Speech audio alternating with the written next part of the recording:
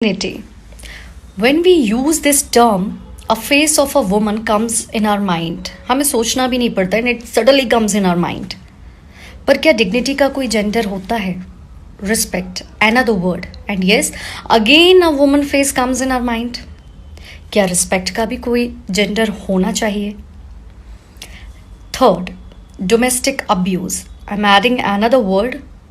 Yes, again we don't easily believe that men can also be subjected to domestic abuse. इस पर तो jokes भी बन जाते हैं. अगर आदमी ये कहे कि उसको घर में प्रताड़ना होती है, क्योंकि आमतौर पर माना जाता है कि प्रताड़ना और घरेलू हिंसा का मतलब है फिजिकल अब्यूज, नहीं, साइकोलॉजिकल इमोशनल अब्यूज भी डोमेस्टिक अब्यूज की ही श्रेणी में आता है. And many of us think it's a myth that how can men be harassed when they are the main reason of harassment against women. And we do not realize that harassment can happen to anyone despite age, gender, identity and religion. And in the Constitution under Article 14, right to equality is mentioned. But issues related to men are not given enough recognition as compared to issues related to women. और हम सब जानते हैं कि किस तरीके से court के अंदर प्रोसीडिंग चलते हैं और किस तरीके का परसेप्शन मीडिया ट्रायल में बनता है when it's a man versus woman case. And it makes all men unequal to all women if the legislation only considers women issues and not man issues, then it is a total violation of Article 14. जबकि there must be equal justice served for both men and women.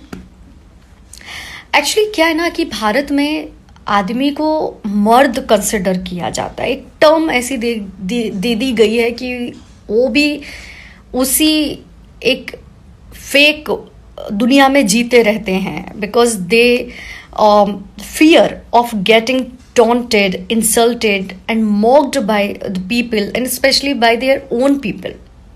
और आदमी का क्या होता है ना कि आमतौर पर उन्हें नहीं पता होता है कि किस तरीके से नकाब पहने जा सकते हैं. जैसे औरत मेकअप से, लिपस्टिक के कलर से ये तय कर सकती है कि कौन सा मेकअप करेगी तो कॉन्फिडेंट दिखेगी और कौन सा मेकअप करेगी तो डल दिखेगी, सैड दिखेगी. और क्योंकि इससे बहुत सारा परसेप्शन सेट भी होता है महिलाओं के लिए, जितना मैंने अपने आसपास देखा है कि देखते ही समझ आता है अरे ये तो दुखी महिला होगी, अरे ये तो अच्छी महिला होगी, अरे ये तो बुराई होगी उनके मेकअप से, उनके कपड़ों से.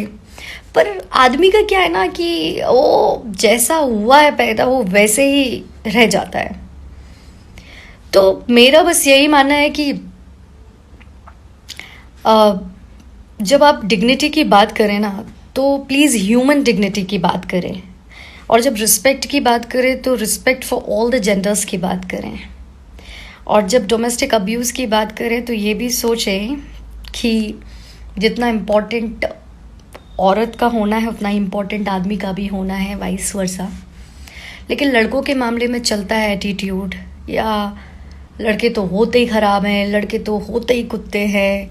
तो इमेजिन कीजिए कि अगर कुछ ऐसा कर दे कि सारे लड़के इस धरती से कुछ मैजिक हो जाए और वो इनविजिबल हो जाएं, या क्योंकि सारे लड़के तो क्रिमिनल ही होते हैं, या कभी भी मैन वर्सेस वुमेन की फ़ाइट हो तो